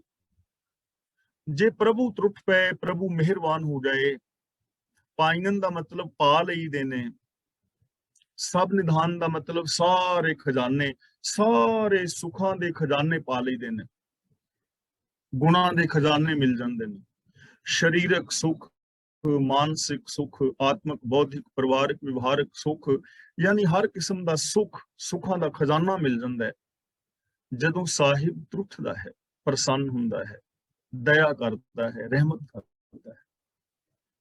ਹੁਣ ਇਹ ਚੀਜ਼ ਬੜੇ ਗੌਰ ਨਾਲ ਸਮਝਣ ਵਾਲੀ ਹੈ। ਵੈਸੇ ਆਪਾਂ ਰੋਜ਼ ਇੱਥੇ ਵਿਚਾਰ ਕਰਦੇ ਹਾਂ, ਜੇ ਹੁਣ ਅਸੀਂ ਕਹੀਏ ਕਿ ਮੇਰੇ ਜੀਵਨ ਵਿੱਚ ਸੁੱਖ ਨਹੀਂ, ਤਾਂ ਇਹਦਾ ਮਤਲਬ ਜੇ ਮੈਂ ਵਿਆਖਿਆ ਇਸ ਤਰ੍ਹਾਂ ਕਰਾਂ ਕਿ ਰੱਬ ਨੇ ਮੇਰੇ ਤੇ ਵਿਆਖਿਆ ਨਹੀਂ ਕੀ, ਰੱਬ ਨੇ ਮੇਰੇ ਤੇ ਕਿਰਪਾ ਨਹੀਂ ਕੀਤੀ ਤਾਂ ਮੇਰੀ ਜ਼ਿੰਦਗੀ ਵਿੱਚ ਸੁੱਖ ਨਹੀਂ। ਤੁਹਾਡੇ ਤੇ ਰੱਬ ਨੇ ਕਿਰਪਾ ਕੀਤੀ ਹੈ ਤਾਂ ਤੁਹਾਡੇ ਜੀਵਨ ਵਿੱਚ ਸੁੱਖ ਹੈ। ਮੈਂ ਚੰਗੇ ਕਰਮ ਨਹੀਂ ਕਰ ਰਿਹਾ, ਰੱਬ ਨੇ ਮੇਰੇ ਤੇ ਕਿਰਪਾ ਨਹੀਂ ਕੀਤੀ, ਤਾਂ ਇਹਦਾ ਮਤਲਬ ਗਲਤੀ ਫਿਰ ਮੇਰੀ ਤੇ ਨਾ ਹੋਈ, ਗਲਤੀ ਤੇ ਫਿਰ ਰੱਬ ਦੀ ਹੋਈ। ਤਾਂ ਸਾਹਿਬ ਟੁੱਟਣ ਦਾ ਮਤਲਬ ਰੱਬ ਤੇ ਕਿਰਪਾ ਕਰ ਹੀ ਰਿਹਾ ਹੈ, ਅਸੀਂ ਉਹਦੀ ਕਿਰਪਾ ਦੇ ਪਾਤਰ ਬਣਨਾ ਹੈ, ਅਸੀਂ ਉਹਦੀ ਕਿਰਪਾ ਨੂੰ ਠੀਕ ਯੂਜ਼ ਕਰਨਾ ਹੈ। ਇਹ ਆਪਾਂ ਵਿਚਾਰ ਰੋਜ਼ ਕਰ ਰਹੇ ਹਾਂ ਕਿ ਪ੍ਰਭੂ ਨੇ ਸਾਨੂੰ ਦਿਮਾਗ ਦਿੱਤਾ ਹੈ, ਅੱਖਾਂ ਦਿੱਤੀਆਂ ਨੇ, ਧੀਆਂ ਪੁੱਤਰ, ਭੈਣ ਭਰਾ, ਜ਼ਮੀਨ ਜਾਇਦਾਦ, ਬਹੁਤ ਕੁਛ, ਅਖੰਡ ਮੰਡਲ ਬ੍ਰਹਿਮੰਡ, ਸਾਰਾ ਕੁਛ ਦਿੱਤਾ ਹੈ। ਇਹਦੀ ਹੁਣ ਵਰਤੋਂ ਕਰਨੀ ਹੈ ਨਾ, ਇਹਦੀ ਵਰਤੋਂ ਸਾਡੇ ਜੀਵਨ ਦੇ ਅੰਦਰ ਸੁੱਖ ਜਾਂ ਦੁੱਖ ਪੈਦਾ ਕਰੇਗੀ। ਜੇ ਅਸੀਂ ਆਪਣੀ ਗੱਲ ਕਰੀਏ ਕਲਾਸ ਵਾਲੇ ਵੀਰ ਭੈਣਾ, ਜੇ ਅਸੀਂ ਪਿਆਰ ਮੁਹੱਬਤ ਨਾਲ ਬੋਲਦੇ ਹਾਂ, ਪਿਆਰ ਮੁਹੱਬਤ ਨਾਲ ਵਰਤਦੇ ਹਾਂ, ਤਾਂ ਇਹ ਵਰਤਨ ਸਾਡੇ ਜੀਵਨ ਵਿੱਚ ਖੁਸ਼ੀ ਪੈਦਾ ਕਰੇਗਾ, ਇੱਕ ਦੂਜੇ ਦੇ ਨਜ਼ਦੀਕ ਲਿਆਏਗਾ। ਤੇ ਜੇ ਅਸੀਂ ਆਪਣੀ ਜ਼ਬਾਨ ਦੀ ਵਰਤੋਂ ਮਾੜੀ ਕਰਾਂਗੇ ਤਾਂ ਸਾਡੇ ਵਿੱਚ ਦੂਰੀਆਂ ਵਧਣਗੀਆਂ। ਹੁਣ ਅਸੀਂ ਰੱਬ ਦੀ ਰਹਿਮਤ ਨੂੰ ਵਰਤਣਾ ਹੈ ਨਾ, ਤਾਂ ਜਿਹੜਾ ਉਸ ਦੀ ਰਹਿਮਤ ਦਾ ਪਾਤਰ ਬਣਦਾ ਹੈ ਉਹ ਸਾਰੇ ਖਜ਼ਾਨੇ ਪਾ ਲੈਂਦਾ ਹੈ। ਸ਼ਲੋਕ ਮਹਿਲਾ ਪੰਜਵਾਂ। ਲੱਧਮ ਲੱਭਣ ਹਾਰ ਕਰਮ ਕਰੰਦੋ ਮਾ ਪਿਰੀ। ਲੱਭਣ ਹਾਰ ਦਾ ਮਤਲਬ ਲੱਭਣ ਯੋਗ, ਜਿਹਨੂੰ ਲੱਭਣਾ ਚਾਹੀਦਾ ਹੈ, ਕੋਈ ਐਸੀ ਚੀਜ਼ ਖਰੀਦਣ ਵਾਲੀ ਜਿਹੜੀ ਖਰੀਦਣੀ ਚਾਹੀਦੀ ਹੈ, ਕੋਈ ਐਸੀ ਚੀਜ਼ ਪ੍ਰਾਪਤ ਕਰਨ ਵਾਲੀ ਜਿਹੜੀ ਪ੍ਰਾਪਤ ਕਰਨੀ ਚਾਹੀਦੀ ਹੈ, ਜ਼ਰੂਰੀ ਹੈ। ਲੱਭਣ ਹਾਰ ਦਾ ਮਤਲਬ ਲੱਭਣ ਯੋਗ ਪ੍ਰਭੂ, ਜਿਹਨੂੰ ਲੱਭਣਾ ਚਾਹੀਦਾ ਹੈ। ਲੱਧਮ ਦਾ ਮਤਲਬ ਲੱਭ ਲਿਆ। ਕਰਮ ਕਰਨ ਦੋ, ਕਰਮ ਦਾ ਮਤਲਬ ਬਖਸ਼ਿਸ਼। ਮਾਪਰੀ ਦਾ ਮਤਲਬ ਮੇਰੇ ਪਿਆਰੇ ਨੇ। ਜਦੋਂ ਮੇਰੇ ਪਿਆਰੇ ਮਾਲਕ ਨੇ ਮੇਰੇ ਤੇ ਬਖਸ਼ਿਸ਼ ਕੀਤੀ ਤਾਂ ਮੈਂ ਲੱਭਣ ਯੋਗ ਪ੍ਰਭੂ ਨੂੰ ਲੱਭ ਲਿਆ, ਮੈਂ ਲੱਭਣ ਯੋਗ ਪ੍ਰਭੂ ਨੂੰ ਲੱਭ ਲਿਆ। ਤੇ ਲੱਭ ਕਿੱਥੋਂ ਲਿਆ? ਹੁਣ ਗਵਾਚਿਆ ਤੇ ਕਿਤੇ ਹੈ ਨਹੀਂ ਸੀ। ਹੋਂ ਟੁੰਡੇਂਦੀ ਸੱਜਣਾ, ਸੱਜਣ ਮੈਂਡੇ ਨਾਲ, ਜਨ ਨਾਨਕ ਅਲਖ ਨਾ ਲਖੀਐ, ਗੁਰਮੁਖ ਦੇ ਦਿਖਾਲ।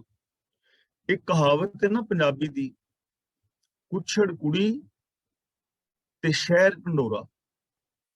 ਕੋਈ ਬੀਬੀ ਲੋਕਾਂ ਨੂੰ ਕਹਿ ਰਹੀ ਸੀ ਮੇਰੀ ਛੋਟੀ ਜੀ ਕੁੜੀ ਗਵਾਚ ਗਈ, ਮੇਲੇ ਚ, ਹਾਏ ਮੇਰੀ ਕੁੜੀ ਗਵਾਚ ਗਈ, ਮੇਰੀ ਕੁੜੀ ਕਿੱਧਰ ਗਈ, ਨਿੱਕੀ ਜੀ ਕੁੜੀ ਸੀ। ਉਹ ਸਾਰੇ ਲੋਕ ਲੱਭਦੇ ਫਿਰਨ, ਤੇ ਇੱਕ ਨੇ ਕਿਹਾ ਭੈਣਾ ਜਿਹੜੀ ਕੁੜੀ ਕੁਛੜ ਚੁੱਕੀ ਹੈ ਕਿਦੀ ਹੈ? ਉਹ ਲੈ, ਆਏ ਹਾਏ ਮੈਂ ਤੇ ਕੁਛੜੀ ਚੁੱਕੀ ਸੀ ਤੇ ਲੱਭਦੀ ਫਿਰਨੀ ਆ। ਯਾਨੀ ਕੁਛੜ ਚੁੱਕੀ ਹੋਈ ਕੁੜੀ ਨੂੰ ਲੱਭਦੀ ਫਿਰਦੀ ਹੈ।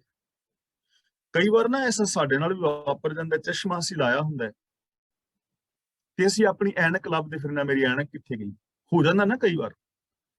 ਤੇ ਬਾਅਦ ਦੇ ਵਿੱਚ ਆਪ ਹੀ ਹੱਸੀ ਦਾ ਸਿਆਪਾ ਐਨਕ ਤੇ ਲਾਈ ਸੀ। ਕਈ ਵਾਰੀ ਹੋ ਜਾਂਦਾ, ਮੇਰੇ ਆਪਣੇ ਨਾਲ ਹੋਇਆ, ਐਨਕ ਲਾਈ ਹੈ ਤੇ ਐਨਕ ਲੱਭ ਰਿਹਾ। ਰੱਬ ਅੰਦਰ ਹੈ, ਲੱਭ ਰਹੇ ਆ ਬਾਹਰ। ਤਾਂ ਲੱਧਮ ਲੱਭਣ ਹਾਰ, ਜਿਹੜਾ ਲੱਭਣ ਯੋਗ ਪ੍ਰਭੂ ਸੀ, ਅੰਦਰੋਂ ਹੀ ਲੱਭ ਪਿਆ ਜਦੋਂ ਰਹਿਮਤ ਹੋਈ, ਬਖਸ਼ਿਸ਼ ਹੋਈ, ਜਦੋਂ ਮੈਂ ਉਸ ਬਖਸ਼ਿਸ਼ ਨੂੰ ਯੂਜ਼ ਕੀਤਾ। ਗੁਰੂ ਜੀ ਦਾ ਪਾਵਨ ਬਚਨ ਹੈ, ਹੋਂ ਟੁੰਡੇਂਦੀ ਸੱਜਣਾ, ਮੈਂ ਸੱਜਣ ਪ੍ਰਭੂ ਨੂੰ ਲੱਭਦੀ ਫਿਰਦੀ ਸਾਂ, ਜੰਗਲਾਂ ਵਿੱਚ, ਬੇਲਿਆਂ ਵਿੱਚ, ਪਹਾੜਾਂ ਤੇ, ਭੋਰਿਆਂ ਤੇ, ਸਮਾਧੀਆਂ ਲਾ ਕੇ, ਤੀਰਥਾਂ ਤੇ। ਸੱਜਣ ਦੇ ਨਾਲ ਤੇ ਰੱਬ ਮੇਰੇ ਨਾਲ ਸੀ। ਜਨ ਨਾਨਕ ਅਲਖ, ਅਲਖ ਦਾ ਮਤਲਬ ਉਹ ਦਿਸਦਾ ਨਹੀਂ। ਗੁਰਮੁਖ ਦੇ ਦਿਖਾਲ, ਗੁਰਮੁਖ ਦਾ ਮਤਲਬ ਜਦੋਂ ਕੋਈ ਗੁਰੂ ਦੇ ਸਨਮੁਖ ਹੁੰਦਾ ਹੈ ਨਾ, ਤਾਂ ਫਿਰ ਗੁਰੂ ਸਾਨੂੰ ਵਿਖਾ ਦਿੰਦਾ ਹੈ। ਗੁਰੂ ਦੇ ਰਾਹੀਂ ਆਪਣਾ ਆਪਾ ਵਿਖਾ ਦਿੰਦਾ ਹੈ ਕਿ ਮੈਂ ਤੇ ਤੇਰੇ ਨਾਲ ਹੀ। ਗੁਰੂ ਦੇ ਗਿਆਨ ਰਾਹੀਂ ਦਿਸ ਪੈਂਦਾ ਹੈ। ਹੁਣ ਕਿਵੇਂ ਦਿਸ ਪੈਂਦਾ ਹੈ? ਸਾਨੂੰ ਵੀ ਨਾ ਹੁਣੇ ਹੀ ਦਿਸ ਸਕਦਾ ਹੈ, ਜੇ ਅਸੀਂ ਗੁਰੂ ਦੇ ਗਿਆਨ ਤੇ ਵਿਸ਼ਵਾਸ ਕਰਕੇ ਅਮਲ ਕਰਨਾ ਸ਼ੁਰੂ ਕਰ ਦਈਏ। ਹੁਣ ਗੁਰੂ ਜੀ ਕਹਿੰਦੇ ਨੇ ਨਾ, ਗੁਣ ਨਿਧਾਨ ਭਗਤਨ ਕੋ ਬਰਤਨ, ਕਿ ਗੁਣਾ ਦਾ ਖਜ਼ਾਨਾ ਪ੍ਰਭੂ ਤੇਰੇ ਅੰਦਰ ਹੈ, ਯਾਨੀ ਰੱਬ ਗੁਣ ਸਰੂਪ ਹੈ। ਗੁਣਾਂ ਨੂੰ ਪਾ ਲੈਣਾ ਹੀ ਰੱਬ ਨੂੰ ਪਾ ਲੈਣਾ ਹੈ। ਰੱਬੀ ਗੁਣਾਂ ਦੇ ਵਿੱਚ ਆਪਣੀ ਸੁਰਤ ਨੂੰ ਮਿਲਾ ਦੇਣਾ ਹੀ ਰੱਬ ਦੇ ਵਿੱਚ ਮਿਲ ਜਾਣਾ ਹੈ। ਤੇ ਜੇ ਅਸੀਂ ਇਸ ਚੀਜ਼ ਨੂੰ ਮੰਨ ਲਈਏ ਤੇ ਹੁਣੇ ਸਾਡੇ ਅੰਦਰ ਤੇ ਗੁਣ ਨੇ, ਉਹਨਾਂ ਗੁਣਾਂ ਨੂੰ ਪ੍ਰਗਟ ਕਰ ਲਓ, ਰੱਬ ਪ੍ਰਗਟ ਹੋ ਜਾਏਗਾ। ਗੁਣਾਂ ਵਿੱਚ ਆਪਣੀ ਸੁਰਤ ਨੂੰ ਮਿਲਾ ਦਿਓ, ਤੁਸੀਂ ਰੱਬ ਵਿੱਚ ਮਿਲ ਗਏ, ਪਹਿਲੀ ਗੱਲ। ਦੂਜੀ ਗੱਲ ਗੁਰੂ ਜੀ ਕਹਿੰਦੇ ਨੇ, ਜੋ ਦਿਸੈ ਸੋ ਤੇਰਾ ਰੂਪ, ਕਿ ਜੋ ਆ ਸਾਰਾ ਸੰਸਾਰ ਵਿਸ਼ਵ ਦਿਸ ਰਿਹਾ ਹੈ, ਰੱਬਾ ਇਹ ਤੇਰਾ ਹੀ ਰੂਪ ਹੈ।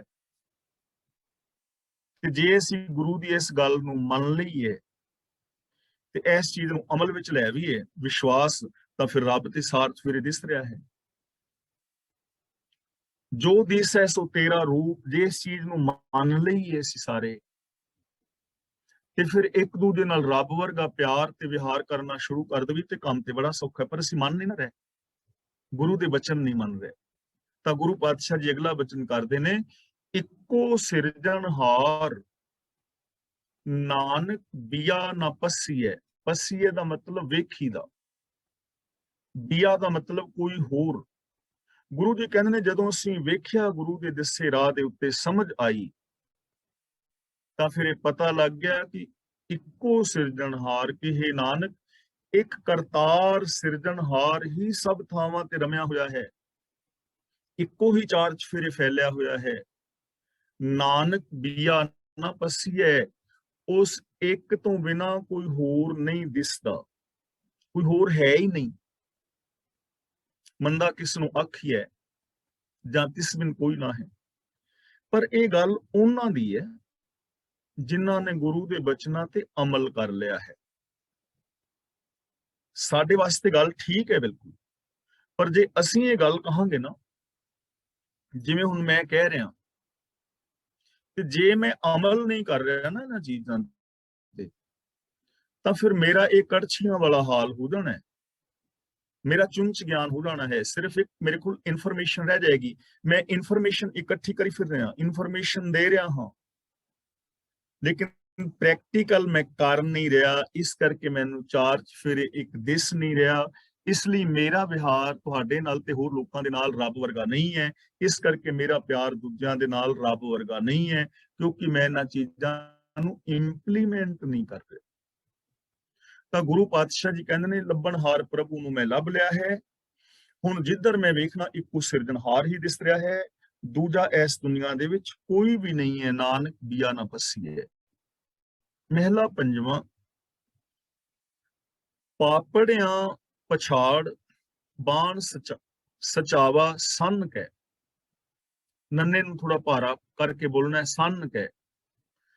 ਸੰਨ ਕੈ ਦਾ ਮਤਲਬ ਤਾਣ ਕੇ, ਪਾਪੜਿਆਂ ਦਾ ਮਤਲਬ ਚੰਦਰੇ ਪਾਪ, ਪਛਾੜ ਦਾ ਮਤਲਬ ਪਛਾੜ ਕੇ, ਦੂਰ ਕਰ, ਸਚਾਵਾ ਦਾ ਮਤਲਬ ਸੱਚਾ, ਸੰਨ ਕੈ ਦਾ ਮਤਲਬ ਤਾਣ ਕੇ, ਖਿੱਚ ਕੇ, ਬਾਣ ਦਾ ਮਤਲਬ ਤੀਰ। ਜਿਵੇਂ ਹੁਣ ਕਮਾਨ ਦੇ ਉੱਤੇ ਤੀਰ ਧਰ ਕੇ ਖਿੱਚੀਦਾ ਨਾ, ਤੇ ਫਿਰ ਪੂਰੇ ਜ਼ੋਰ ਦੇ ਨਾਲ ਖਿੱਚ ਕੇ ਜਦੋਂ ਬੰਦਾ ਤੀਰ ਛੱਡਦਾ ਹੈ, ਤੇ ਜਿਹਨੂੰ ਜਾ ਕੇ ਤੀਰ ਵੱਜਦਾ ਉਹ ਢਹਿ ਢੇਰੀ ਹੁੰਦਾ ਹੈ।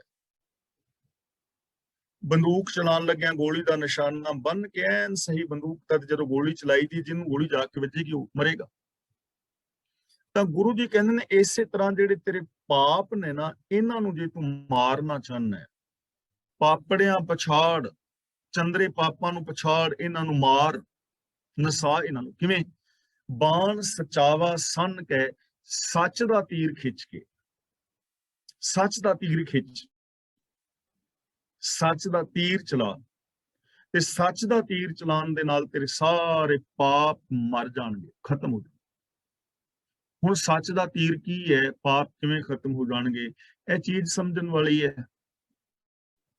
ਜੇ ਅਸੀਂ ਸੱਚ ਬੋਲਣ ਲੱਗ ਜਾਈਏ, ਮੈਂ, ਤੁਸੀਂ ਜਾਂ ਕੋਈ ਵੀ ਥਰਡ ਪਰਸਨ ਸੱਚ ਬੋਲਣ ਲੱਗ ਜਾਏ, ਮਨ ਦੇ ਅੰਦਰ ਵੀ ਸੱਚ, ਮੈਂਟੈਲਿਟੀ ਵੀ ਸੱਚੀ ਹੋਵੇ, ਬੋਲ ਵੀ ਸੱਚੇ ਹੋਣ, ਬਿਹੇਵੀਅਰ ਵੀ ਸੱਚਾ ਹੋ ਜਾਏ, ਤਾਂ ਕੀ ਬੰਦਾ ਉਹ ਪਾਪ ਕਰ ਸਕੇਗਾ ਜਿਹਦੇ ਅੰਦਰ ਸੱਚ ਵਸ ਗਿਆ? ਸਿਰ ਹਿਲਾ ਕੇ ਦੱਸੋ, ਕਰ ਲੇਗਾ ਕਿ ਨਹੀਂ? ਜਿਹਦੇ ਅੰਦਰ ਸੱਚ ਵਸ ਗਿਆ, ਕੀ ਉਹ ਪਾਪ ਕਰ ਲੇਗਾ?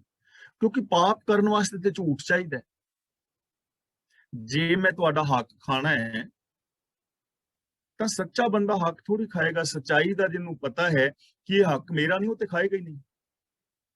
ਜਿਹੜਾ ਸੱਚਾ ਬੰਦਾ ਹੈ ਉਹਨੂੰ ਜੇ ਕੋਈ ਰਿਸ਼ਵਤ ਦੇਗਾ ਤਾਂ ਉਹ ਰਿਸ਼ਵਤ ਲੈ ਕੇ ਹੀ ਨਹੀਂ। ਉਹਨੂੰ ਪਤਾ ਹੈ ਕਿ ਕਾਨੂੰਨੀ ਅਪਰਾਧ ਹੈ, ਮੈਂ ਆਪਣੀ ਤਨਖਾਹ ਲੈਣੀ ਹੈ, ਰਿਸ਼ਵਤ ਲੈ ਕੇ ਮੈਂ ਗਲਤ ਕੰਮ ਨਹੀਂ ਕਰਨਾ। ਕੰਮ ਤਾਂ ਠੀਕ ਹੈ, ਉਹ ਤਾਂ ਰਿਸ਼ਵਤ ਲੈ ਹੀ ਨਹੀਂ ਪਾਏਗਾ।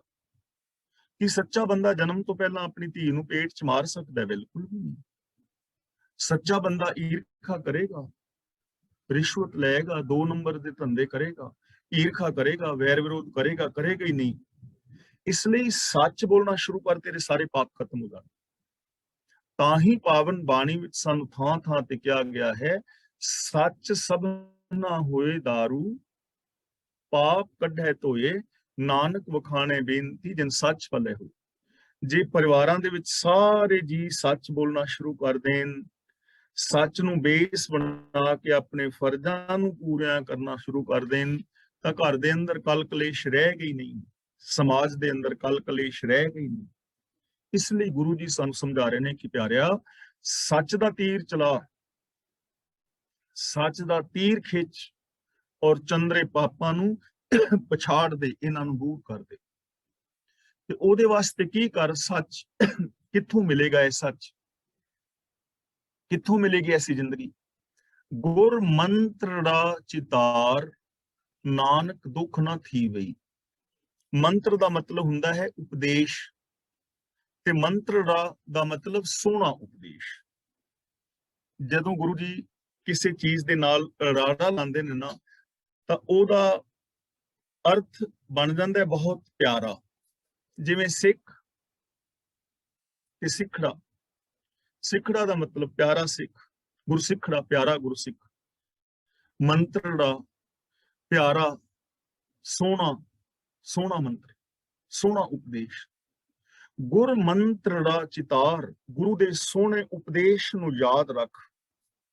ਉਪਦੇਸ਼ ਦਾ ਮਤਲਬ ਵਿਚਾਰਧਾਰਾ, ਗਿਆਨ, ਗੁਰੂ ਦਾ ਦਿੱਤਾ way of life, Guru the philosophy, ਗੁਰੂ ਦਾ ਉਪਦੇਸ਼ ਨੂੰ ਯਾਦ ਰੱਖ ਹਰ ਵੇਲੇ ਕਿ ਗੁਰੂ ਤੈਨੂੰ ਕੀ ਕਹਿੰਦਾ ਹੈ, ਕਿ ਤੂੰ ਕੀ ਬੋਲ, ਕੀ ਵੇਖ, ਕੀ ਸੁਣ, ਕਿੱਧਰ ਜਾ, ਕੀ ਸੋਚ, ਕੀ ਪਹਿਨ, ਕਿਵੇਂ ਕਿਰਤ ਕਰ, ਇਹ ਹਰ ਚੀਜ਼ ਨੂੰ ਯਾਦ ਰੱਖ, ਆਪਣੇ ਚਿੱਤ ਦੇ ਅੰਦਰ ਵਸਾ।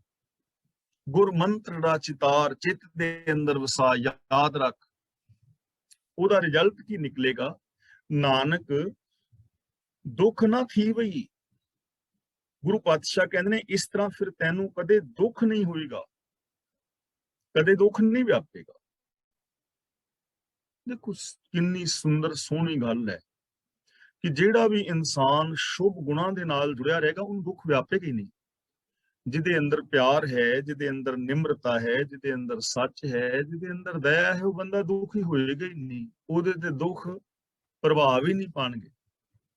ਪੌੜੀ ਵਾਹ ਵਾਹ ਸਿਰਜਣਹਾਰ, ਪਾਈਆਂ ਠਾਂਡ ਆਪ। ਇਹਨੂੰ ਠਾੜ ਨਹੀਂ ਪੜਨਾ। ਠਾੜ ਦਾ ਮਤਲਬ ਹੋ ਜਾਏਗਾ ਖਲੋਣਾ, ਇਹਨੂੰ ਪੜਨਾ ਹੈ ਠਾਂਡ। ਠਾਂਡ ਦਾ ਮਤਲਬ ਠੰਡ। ਵਾਹ ਵਾਹ ਦਾ ਮਤਲਬ ਸ਼ਾਬਾਸ਼। ਜਦੋਂ ਅਸੀਂ ਕੋਈ ਹੈਰਾਨ ਕਰ ਦੇਣ ਵਾਲੀ ਚੀਜ਼ ਦੇਖਦੇ ਹਾਂ ਨਾ, ਉਦੋਂ ਸਾਡੀ ਜ਼ਬਾਨ ਚੋਂ ਨਿਕਲਦਾ ਹੈ ਵਾਹ। ਵਾਹ ਦਾ ਮਤਲਬ ਇਹ ਹੁੰਦਾ ਹੈ ਕਿ ਅਸੀਂ ਉਸ ਚੀਜ਼ ਦੀ ਸਿਫਤ ਕਰਨੀ ਚਾਹੁੰਦੇ ਹਾਂ, ਪਰ ਸਾਡੇ ਕੋਲ ਵਰਡਿੰਗ ਨਹੀਂ ਹੁੰਦੀ, ਸ਼ਬਦਾਵਲੀ ਨਹੀਂ ਹੁੰਦੀ। ਕੋਈ ਇਹੋ ਜਿਹੀ ਸ਼ਬਦਾਵਲੀ ਨਹੀਂ ਜਿਹੜੀ ਸ਼ਬਦਾਵਲੀ ਦੇ ਨਾਲ ਸਿਫਤ ਕੀਤੀ ਜਾਏ, ਫਿਰ ਉਦੋਂ ਜ਼ਬਾਨ ਚੋਂ ਨਿਕਲਦਾ ਹੈ ਵਾਹ। ਵਾਹ ਦਾ ਮਤਲਬ ਸਿਫਤ ਸਲਾਹ, ਸ਼ਾਬਾਸ਼, ਵਾਹ ਵਾਹ ਸਿਰਜਣਹਾਰ, ਕਿ हे ਪ੍ਰਭੂ ਧੰਨ ਹੈ ਤੂੰ, ਧੰਨ ਹੈ ਉਸ ਕਰਤਾਰ ਨੂੰ ਧੰਨ ਆਖ, ਧੰਨ ਹੈ ਤੂੰ, ਧੰਨ ਹੈ ਤੂੰ। ਪਾਈਨ ਠਾਂਡ ਆਪ, ਉਸ ਕਰਤਾਰ ਨੂੰ ਧੰਨ ਧੰਨ ਕਹੋ, ਉਹਦਾ ਸ਼ੁਕਰਾਨਾ ਕਰ ਜਿਸ ਨੇ ਤੇਰੇ ਅੰਦਰ ਠੰਡ ਪਾ ਦਿੱਤੀ ਹੈ, ਸ਼ਾਂਤੀ ਵਰਤਾ ਦਿੱਤੀ ਹੈ। ਯਾਨੀ ਜਦੋਂ ਅਸੀਂ ਪ੍ਰਭੂ ਦੀ ਸਿਫਤ ਸਲਾਹ ਕਰਾਂਗੇ ਨਾ, ਤਾਂ ਸਾਡੇ ਅੰਦਰ ਠੰਡਕ ਵਰਤ ਜਾਏਗੀ। ਸਿਫਤ ਸਲਾਹ ਦਾ ਮਤਲਬ ਜਦੋਂ ਅਸੀਂ ਰੱਬੀ ਗੁਣਾਂ ਦੇ ਧਾਰਨੀ ਹੋਵਾਂਗੇ, ਸੱਚਾਈ ਹੈ, ਸੰਤੋਖ, ਦਇਆ, ਧਰਮ ਹੈ, ਜਿਸ ਦੀ ਮੈਂਟੈਲਿਟੀ ਦੇ ਅੰਦਰ ਇਹ ਗੁਣ ਵਸ ਜਾਣਗੇ, ਉਹਦੇ ਅੰਦਰ ਸ਼ਾਂਤੀ ਆ ਜਾਏਗੀ, ਉਹਦੇ ਅੰਦਰ ਠੰਡਕ ਵਰਤ ਜਾਏਗੀ। ਉਹਨੂੰ ਫਿਰ ਇਹ ਨਹੀਂ ਪੁੱਛਣਾ ਪਵੇਗਾ ਕਿ ਮੈਂ ਗੁੱਸੇ ਤੇ ਕੰਟਰੋਲ ਕਿਵੇਂ ਕਰਾਂ, ਆਟੋਮੈਟਿਕਲੀ ਹੋ ਜਾਏਗਾ। ਗੁੱਸਾ ਅੰਦਰ ਐਵੇਂ ਰਹਿਣਾ ਹੀ ਨਹੀਂ, ਈਰਖਾ ਰਹਿਣੀ ਹੀ ਨਹੀਂ, ਅੰਦਰ ਠੰਡ ਵਰਤ ਜਾਏਗੀ, ਅੰਦਰ ਸ਼ਾਂਤੀ ਆ ਜਾਏਗੀ। ਜੀ ਜੰਤ ਮਿਹਰਬਾਨ, ਤਿਸ ਨੂੰ ਸਦਾ ਜਾਪ। ਜਾਪ ਦਾ ਮਤਲਬ ਜਾਣ, ਉਹਦੇ ਨਾਲ ਸਾਂਝ ਪਾ, ਉਹਦੇ ਗੁਣਾਂ ਦਾ ਧਾਰਨੀ ਹੋ। ਜੀ ਜੰਤ ਮਿਹਰਬਾਨ, ਜੋ ਸਭ ਜੀਵ ਜਨਤਾ ਤੇ ਰਹਿਮਤ ਕਰਨ ਵਾਲਾ ਹੈ, ਜੋ ਸਭ ਜੀਵ ਜਨਤਾ ਨੂੰ ਰਿਜ਼ਕ ਦੇ ਰਿਹਾ ਹੈ, ਜੀਵਨ ਦੇ ਰਿਹਾ ਹੈ, ਜਿਹਦੇ ਹੁਕਮ ਦੇ ਅੰਦਰ ਸਾਰਾ ਸੰਸਾਰ ਚੱਲ ਰਿਹਾ ਹੈ, ਉਹਨੂੰ ਜਾਪ। ਉਹਨੂੰ ਜਾਪ ਦਾ ਮਤਲਬ ਜਾਣ, ਉਹਨੂੰ ਸਮਝ, ਉਹਦੀ ਸਿਫਤ ਸਲਾਹ ਕਰ, ਉਹਦੀ ਰਜ਼ਾ ਦੇ ਵਿੱਚ ਤੁਰ। ਜਾਪ ਦਾ ਮਤਲਬ ਜਾਣਨਾ, ਸਮਝਣਾ, ਸਾਂਝ ਪਾਣੀ, ਉਹਦੇ ਗੁਣਾਂ ਦੇ ਨਾਲ ਸਾਂਝ ਪਾ, ਉਹਦੀ ਰਜ਼ਾ ਦੇ ਵਿੱਚ ਤੁਰ, ਜੋ ਸਾਰੇ ਜੀਵ ਜਨਤਾ ਤੇ ਮਿਹਰਬਾਨ ਹੈ।